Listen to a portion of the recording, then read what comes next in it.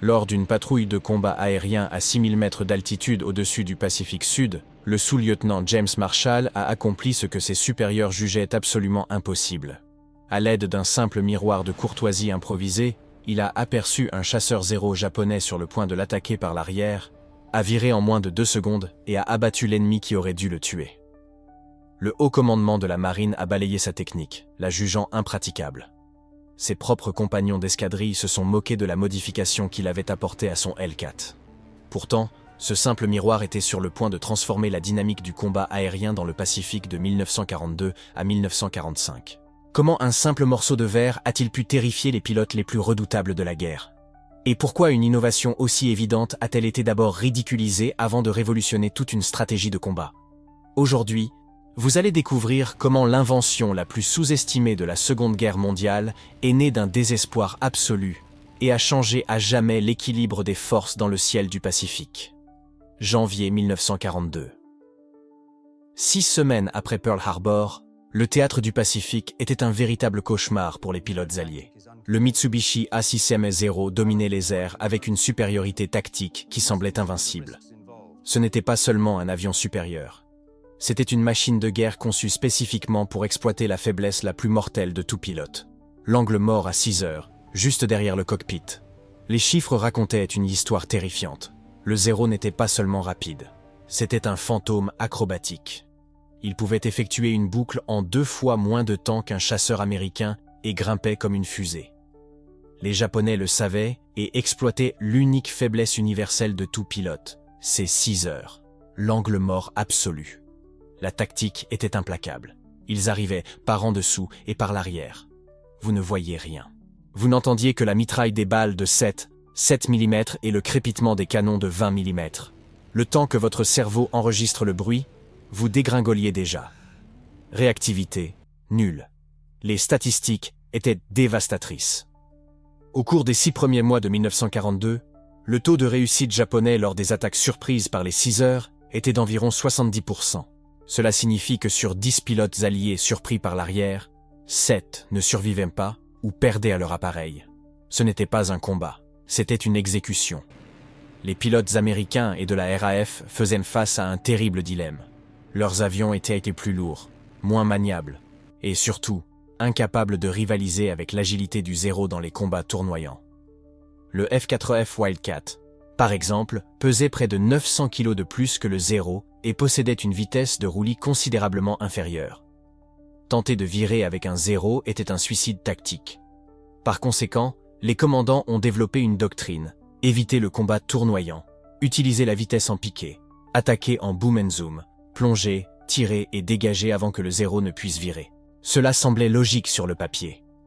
Mais il y avait un défaut fatal. Cette tactique supposait que vous détectiez l'ennemi en premier. Et quand l'ennemi attaquait précisément depuis votre angle mort, vous n'aviez aucune chance de voir quoi que ce soit. La frustration était palpable dans les escadrilles. Les pilotes qui survivaient aux attaques surprises décrivaient la même sensation d'impuissance. Savoir que le prochain combat pourrait se terminer avant même d'avoir commencé. Ils appelaient cela la roulette des 6 heures. Chaque fois que vous décolliez, vous pariez qu'aucun Zéro ne vous guettait par derrière, attendant le moment idéal. La peur psychologique était presque aussi dévastatrice que les pertes réelles. Les pilotes ont commencé à prendre l'habitude nerveuse de secouer leur appareil latéralement toutes les quelques secondes, tentant de vérifier visuellement l'espace derrière eux par des mouvements brusques. Cela gaspillait du carburant, fatiguait physiquement les pilotes et, pire encore, les rendait plus prévisibles. Les Japonais ont remarqué ce schéma et ont commencé à synchroniser leurs attaques exactement entre ces vérifications visuelles. En avril 1942, le capitaine aviateur Robert Shaw, commandant d'escadrille basé à Guadalcanal, envoya un rapport désespéré à l'état-major. « Nous avons besoin d'une solution pour la vulnérabilité des 6 heures. Sinon nous continuerons à perdre des pilotes plus vite que nous ne pouvons les former. Les tactiques actuelles sont insuffisantes lorsque l'ennemi possède la supériorité aérienne en manœuvre et choisit le moment de l'engagement. » Le rapport fut rangé au classeur avec la mention « Solution en cours de développement. Attendre les nouveaux appareils. » Mais les nouveaux modèles prendraient des mois, peut-être des années. Et les pilotes mourraient maintenant. C'est alors qu'ont débuté les expérimentations non officielles. Certains pilotes ont tenté de fixer de petits miroirs improvisés sur les côtés du cockpit. les premières tentatives furent des désastres. Les miroirs de rasage vibraient tellement avec le moteur que l'image devenait totalement inutilisable. Les miroirs collés sur la verrière en plexiglas se détachaient sous la pression de l'air à haute vitesse. Un pilote a essayé d'utiliser un rétroviseur de moto fixé avec du fil de fer au cadre de la cabine, mais le reflet était si déformé par la courbure qu'il ne pouvait pas déterminer la distance réelle des objets. L'idée semblait bonne en théorie, mais l'exécution se heurtait à de nombreux problèmes techniques. Plus important encore, le haut commandement n'était pas intéressé par les improvisations sur le terrain. La doctrine officielle était claire: développer de meilleures tactiques avec l'équipement approuvé et non modifier des avions militaires avec des accessoires non autorisés. Lorsque certains pilotes ont officiellement demandé l'autorisation d'expérimenter l'installation de miroirs, la réponse a été catégorique: refusée. Des modifications non approuvées peuvent compromettre l'intégrité structurelle de l'appareil et créer des distractions dangereuses en combat. Le scepticisme reposait sur des bases pratiques. Un miroir mal positionné pourrait créer des reflets aveuglants du soleil exactement au mauvais moment. Il pourrait ajouter des points de faiblesse structurelle. Et il y avait cette inquiétude légitime que les pilotes se focalisent trop sur le miroir, perdant leur conscience situationnelle vers l'avant et changeant une vulnérabilité contre une autre. Mais le désespoir a une façon bien à lui d'ignorer les protocoles. En mai 1942, dans les jours qui suivirent la bataille de la mer de Corail, où les Alliés perdirent 33 appareils dans des combats aériens, beaucoup abattus par des attaques surprises dans leurs 6 heures, un groupe de pilotes d'un escadron basé sur le porte-avions USS Enterprise décida qu'attendre des solutions officielles revenait à accepter la mort. Parmi eux, se trouvait le lieutenant James Marshall, un pilote de 24 ans originaire de l'Ohio, avec un passé en génie mécanique avant son engagement. Marshall avait survécu à 2 attaques surprises par pure chance. Dans les 2 cas, le tireur japonais avait manqué ses premiers tirs, lui laissant de précieuses secondes pour réagir. Mais il savait que la chance ne durerait pas éternellement. « On ne peut pas combattre ce qu'on ne voit pas », écrivit-il dans son journal. « Et je ne vais pas mourir simplement parce que mes yeux ne peuvent ne pas voir derrière ma tête. » Marshall n'avait pas besoin d'une vision cristalline. Il voulait du temps. « Et si j'avais 2 secondes ?» se demandait-il. À 530 km/h, 2 secondes représentent 300 mètres de préavis. Largement assez pour alerter à la radio. Assez pour manœuvrer. Assez pour survivre. Marshall savait que les efforts précédents avaient échoué à cause de problèmes de vibration et de fixation. Il aborda donc le problème comme un ingénieur. Il avait besoin d'un miroir assez petit pour ne pas créer une traînée excessive, mais assez grand pour fournir un champ de vision utile.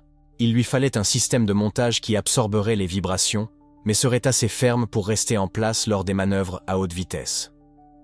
Et il avait besoin d'un angle de positionnement offrant une visibilité arrière sans créer de reflets dangereux. Pendant 2 semaines, Marshall travailla secrètement sur son temps libre, testant différentes configurations au sol. Il utilisa un rétroviseur de Jeep militaire, ne mesurant que 7 cm sur 12, fixé à un support articulé permettant un réglage fin de l'angle. Le support fut soudé à une pince de fixation qui s'adaptait parfaitement au cadre métallique interne de la verrière du F6F L4, exploitant un point de structure renforcé qui ne compromettrait pas l'intégrité de l'appareil. La première installation réelle eut lieu le 15 mai 1942. Marshall monta le miroir sur son avion lors de la maintenance de nuit, ajusta l'angle pour capturer exactement le cône des 6 heures et effectua un vol d'essai le lendemain matin. Il n'en informa pas le commandement. Il vola, tout simplement. Et c'est là qu'une chose extraordinaire se produisit. Lors d'un exercice de combat simulé avec un autre L4, Marshall vit dans le miroir l'instant exact où son partenaire d'entraînement tentait de se placer derrière lui. Ce n'était pas parfaitement clair, ni d'une netteté absolue, mais c'était un flou de mouvement, une forme s'approchant dans l'angle mort.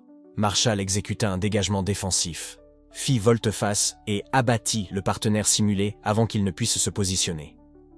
Une fois revenu à terre, l'autre pilote était perplexe. « Comment as-tu su que j'étais derrière toi ? J'étais parfaitement dans tes 6 heures. » Marshall sourit simplement et montra le miroir. La nouvelle se répandit dans l'escadron en moins d'une journée. Mais la réaction ne fut pas celle qu'il attendait. La moitié des pilotes trouva l'idée géniale. L'autre moitié la trouva ridicule. « Un miroir ? Tu plaisantes ? Ça ne marchera pas en combat réel. C'est une distraction. Tu vas être obsédé à regarder derrière et tu vas percuter quelqu'un. Le commandement n'approuvera jamais ça. » Les objections étaient hors du prévisible. Mais Marshall possédait quelque chose que les sceptiques n'avaient pas. L'expérience de frôler la mort en étant traqué sans avertissement. Et il savait que ce miroir fonctionnait. La véritable preuve viendrait le 3 juin 1942, lors de la bataille de Midway. Marshall était en patrouille de combat aérien au-dessus de la flotte lorsqu'il détecta dans le miroir une tache floue s'approchant rapidement par la gauche, en contrebas. 1-0. Il avait peut-être 2 secondes avant que le Japonais ne soit en position de tir idéal. Marshall hurla à la radio « Je dégage à gauche, bandit dans mes 6 heures !» et tira violemment sur le manche, entamant une rupture défensive brutale juste au moment où il vit les traçantes passer là où son avion se trouvait quelques instants plus tôt. Mais la manœuvre n'était pas seulement défensive. Parce que Marshall avait averti son ailier, qui se trouvait 500 mètres sur sa droite, celui-ci put virer immédiatement et intercepter le 0 qui était focalisé sur Marshall. Le 0, habitué à bénéficier d'une surprise totale, fut pris complètement au dépourvu lorsque des traçantes commencèrent à frapper son aile droite, venant d'un angle qu'il n'attendait pas. Le pilote japonais désengagea et s'enfuit endommagé. Première vie sauvée par le miroir. Mais malgré cela, le commandement officiel restait sceptique. Après tout, ce n'était qu'un cas isolé. Cela aurait pu être de la chance. Marshall aurait pu voir le 0 autrement. Prouver qu'un miroir faisait la différence exigerait plus qu'une survie. Cela exigerait un changement fondamental dans la façon dont les pilotes alliés combattaient. Et c'était exactement ce qui allait se produire. Car le miroir n'était pas seulement un outil défensif. Il était sur le point de devenir la clé pour transformer des pilotes traqués en chasseurs. La question n'était plus « comment survivre au 0 ». La question était désormais « comment utiliser ce qu'ils ignorent que nous pouvons voir pour retourner la situation contre eux ». Mais cette transformation ne se ferait pas du jour au lendemain. D'abord, les pilotes devaient prouver que l'idée, ridiculisée par le commandement, était bien plus qu'une improvisation désespérée. Ils devaient démontrer que ces quelques centimètres de verre pouvaient changer la dynamique psychologique du combat aérien dans le Pacifique. Et tout reposait sur la volonté d'un pilote de prouver que tous les sceptiques avaient tort. Mais prouver qu'un miroir faisait la différence exigerait quelque chose que les pilotes alliés avaient appris à avoir en abondance. Le refus d'accepter l'inacceptable. Le commandement officiel pouvait rester sceptique, mais les hommes qui volaient au-dessus du Pacifique n'avaient pas le luxe d'attendre une approbation. Pendant que l'état-major débattait, les pilotes agissaient. Une véritable ruée vers les miroirs débuta dans les bases du Pacifique. Les rétroviseurs disparaissaient des jeeps. Les kits de rasage se volatilisaient. Un pilote de la RAF à Darwin admit avoir emprunté le sien sur un camion de ravitaillement pendant que le chauffeur prenait son repas. L'installation était du pur bricolage. Rubans adhésifs, fils de fer, chewing-gum et prières. Le problème ? Les vibrations. Dans un chasseur tremblant sous le recul des canons, le miroir devenait une tache floue, inutile ou, pire, un réflecteur qui projetait le soleil du Pacifique directement dans les yeux du pilote. Mais ils insistaient. Ils ajustaient avec des chiffons, changèrent les angles, improvisaient des amortisseurs. Car une tache floue vibrante à 6 heures valait toujours mieux qu'une mort invisible. Mais quand ça fonctionnait, quand le positionnement était bon et les conditions adéquates, le miroir changeait tout. Et ça a marché. Ces miroirs tremblants achetaient l'atout le plus précieux de la guerre, du temps.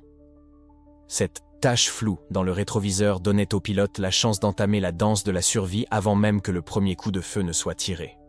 Et ces 2 ou 3 secondes rendaient possible ce qui semblait autrefois impossible. La manœuvre défensive précisément chronométrée. La rupture défensive était la manœuvre de survie fondamentale dans le combat aérien du Pacifique. Lorsqu'il était attaqué par derrière, le pilote virait brusquement en direction de l'attaquant, descendant en spirale pour éviter le cône de feu des mitrailleuses. Mais le timing était tout. Rompre trop tôt. Et l'attaquant ajustait simplement sa trajectoire et suivait. Rompre trop tard, et vous étiez déjà mort. Le miroir permettait au pilote de chronométrer parfaitement sa rupture défensive. Il pouvait voir le 0 approcher, calculer la distance, attendre le moment exact où le 0 était sur le point d'ouvrir le feu, et alors rompre. Cela forçait le 0 à le dépasser, perdant ainsi sa fenêtre de tir. Mais il y avait plus, car le miroir n'était pas seulement un outil individuel, c'était un outil de coordination. Les pilotes alliés volaient en formation de 2, le leader et l'ailier. La responsabilité de l'ailier était de protéger les arrières du leader. Mais sans visibilité arrière, le leader volait à l'aveugle, comptant sur son ailier pour l'alerter des menaces. Et la communication radio dans la chaleur du combat était chaotique, souvent coupés par des interférences ou noyés par le bruit du moteur. Le miroir changea la donne. Désormais, le leader pouvait surveiller ses propres arrières. Il pouvait voir si un zéro approchait avant même que l'ailier n'ait la chance de l'alerter. Et cela signifiait qu'il pouvait initier la rupture défensive plus tôt, donnant à l'ailier le temps de suivre et de coordonner la manœuvre. Et quand les deux pilotes de la formation avaient des miroirs, la coordination devenait létale. Car maintenant, lorsqu'un zéro attaquait le leader, celui-ci le voyait dans le miroir et rompait. Et l'ailier, voyant aussi le zéro à travers son propre miroir, pouvait anticiper la rupture du leader et se positionner pour une contre-attaque. Le zéro, concentré sur le leader qui s'échappait, ne voyait pas l'ailier approcher par le flanc. Cette coordination miroir contre miroir a transformé la dynamique du combat aérien. Ce qui était auparavant un jeu de réaction désespéré devint une partie d'échecs tactiques. Les pilotes alliés ne faisaient un peu plus que survivre. Ils commençaient à planifier. Et les résultats commencèrent à se faire sentir. En mars 1943, un pilote d'escadron de F-6F L4 rapporta la première rupture défensive réussie grâce à l'alerte du miroir. Il était en patrouille au-dessus des îles Salomon lorsqu'il vit dans son miroir la silhouette d'un zéro s'approcher rapidement. 2 secondes d'avertissement. Il rompit à gauche, descendant en spirale. Le zéro le dépassa, incapable de suivre ce changement soudain.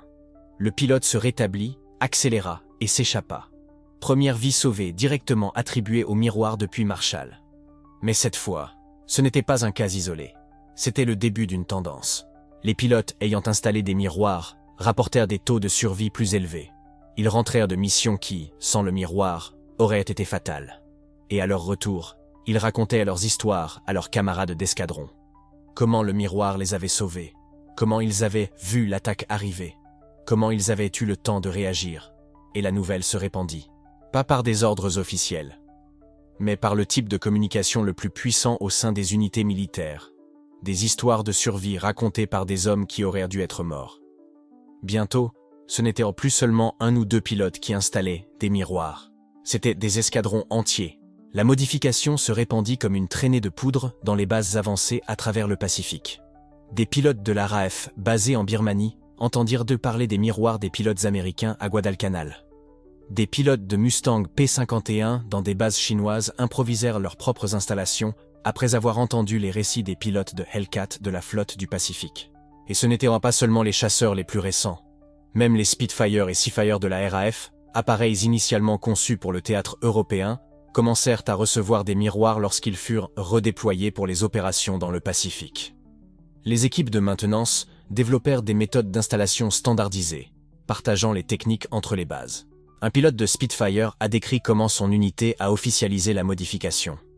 Au début, c'était du pur bricolage. Chacun trouvait son propre miroir et l'installait à sa convenance.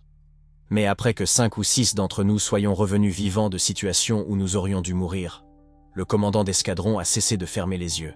Il a ordonné à l'équipe de maintenance d'équiper tous les Spitfire. Positionnement normalisé, support renforcé, angle optimisé, c'est devenu un équipement homologué. Et c'était le tournant décisif, car dès que les commandants d'escadron ont commencé à approuver officiellement les modifications, le fossé entre l'innovation de terrain et la politique officielle a commencé à se combler.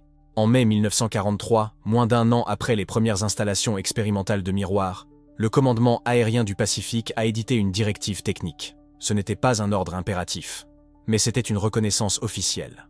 La directive décrivait les méthodes d'installation recommandées, les spécifications de positionnement et listait même des fournisseurs approuvés pour les miroirs qui pouvaient être réquisitionnés par les voies officielles. L'idée ridiculisée, l'improvisation désespérée que les officiers supérieurs avaient initialement rejetée comme impraticable, était maintenant la politique officielle. Et cela a tout changé. Parce que ce n'était plus seulement une question de survie. C'était une question de validation. Les pilotes qui avaient risqué ces modifications improvisées, qui avaient ignoré le scepticisme et installé des miroirs malgré tout, avaient prouvé qu'ils avaient raison. L'autorité avait reconnu qu'ils avaient vu juste. Et avec cette reconnaissance est venu quelque chose de plus puissant que n'importe quelle directive officielle. La preuve sociale à grande échelle. Les pilotes qui hésitaient auparavant à installer des miroirs, par peur de paraître paranoïaques ou de violer des règles non écrites, les installaient désormais sans hésitation. Car si le commandement l'approuvait, il n'y avait plus de risque social. Et si les histoires de survie continuèrent d'arriver, de multiples escadrons, de multiples théâtres d'opérations, de multiples types d'avions. Alors la preuve était indéniable. Les miroirs fonctionnaient, et la question n'était plus de savoir si les pilotes devaient les installer. C'était de savoir quand. Mais si vous pensez que ce n'est qu'une histoire de défense, vous vous trompez. La véritable révolution a commencé lorsque les pilotes ont cessé d'utiliser le miroir pour fuir et ont commencé à l'utiliser pour attirer l'ennemi. La dynamique psychologique s'est inversée. Le pilote allié n'était plus la proie nerveuse, il était l'appât. Il savait que le zéro arrivait. Il savait ce que le japonais pensait. Cible facile, angle mort. Et il utilisait cette arrogance comme une arme. Et la réponse à cette question allait transformer complètement la dynamique du combat aérien dans le Pacifique. Car le miroir défensif devenait un miroir offensif. Et les pilotes traqués allaient démontrer au zéro ce qui arrive quand on attaque quelqu'un qui vous voit venir. La conscience défensive s'était transformée en opportunité offensive. Et les pilotes alliés ont réalisé quelque chose de fondamental. Ils ont compris qu'ils pouvaient maîtriser la situation. Ils pouvaient sembler vulnérables en surveillant le miroir. Ils pouvaient faire croire aux pilotes japonais qu'ils avaient trouvé une proie facile. Et puis, au moment précis où le zéro s'engageait dans l'attaque, ils retournèrent le piège contre lui. Ce n'était plus de la survie, c'était de la chasse. Et cela a commencé avec ce que les pilotes appelaient la manœuvre de l'appât. Ça marchait comme ça. Vous voliez apparemment sans souci. Peut-être en vous écartant légèrement de la formation. Peut-être en semblant trop concentré sur l'avant. Tout indiquait que vous étiez une cible isolée. Une cible facile. Mais vos yeux n'étaient pas seulement rivés vers l'avant. Ils étaient sur le miroir. Et quand le pilote japonais faisait ce qu'il faisait toujours, quand il plongeait vers la position de 6 heures, quand il se positionnait pour l'attaque surprise qui avait fonctionné des centaines de fois auparavant, vous le voyiez. Vous voyiez tout. L'angle, la vitesse, la distance, et vous attendiez. Juste une seconde de plus. Juste jusqu'à ce qu'il soit totalement engagé dans son piqué. Alors vous viriez sec. Rupture défensive instantanée. Précise. Savamment chronométrée. Pas une réaction de panique. Une riposte maîtrisée. Et le pilote japonais, qui s'attendait à voir une cible vulnérable se désintégrer sous ses mitrailleuses, découvrait qu'il avait poursuivi un fantôme. Il découvrait que le pilote américain ne savait pas seulement qu'il était là. Il savait exactement où il était. Il savait exactement quand il attaquerait. Et il avait tout prévu. Mais le véritable génie n'était pas seulement dans la rupture défensive. C'était dans ce qui se passait ensuite. Car pendant que vous exécutiez la rupture, votre ailier, qui avait surveillé son propre miroir, voyait le zéro s'engager. Il voyait le moment exact où le pilote japonais était le plus vulnérable. Le plus concentré sur la cible qu'il venait de perdre. Le plus lent alors qu'il essayait de récupérer de la vitesse de son piqué gâché. Et l'ailier attaquait. Pas par surprise car le zéro pouvait encore le voir.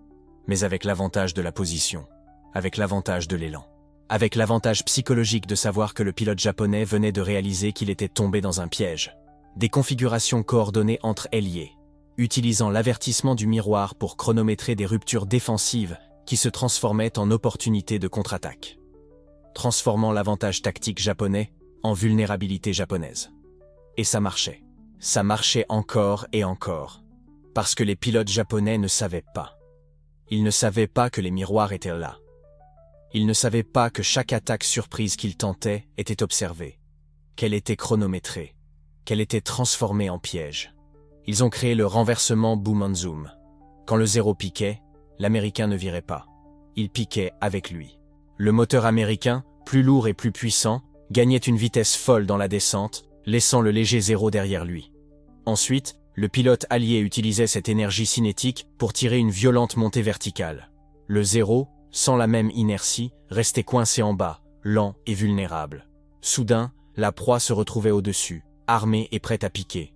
Et tout à coup, le pilote japonais qui avait commencé la rencontre avec l'avantage tactique découvrait qu'il était en dessous. Il découvrait qu'il était lent. Il découvrait qu'il était devenu la cible.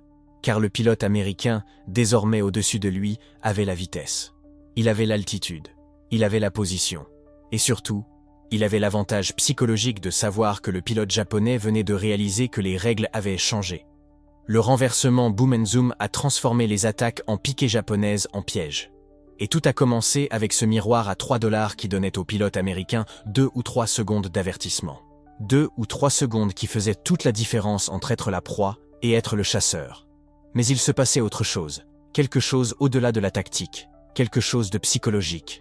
Les pilotes japonais perdaient l'avantage de l'attaque surprise. Et quand vous perdez l'effet de surprise, vous perdez plus qu'un avantage tactique. Vous perdez confiance. Vous commencez à vous remettre en question. Vous commencez à hésiter. Car les pilotes japonais avaient été formés selon une doctrine spécifique. Agression, attaque, ne jamais reculer.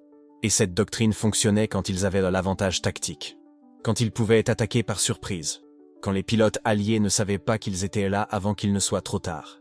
Mais maintenant, lorsqu'ils plongeaient vers la position de 6 heures, ils découvraient que le pilote américain dégageait au moment exact.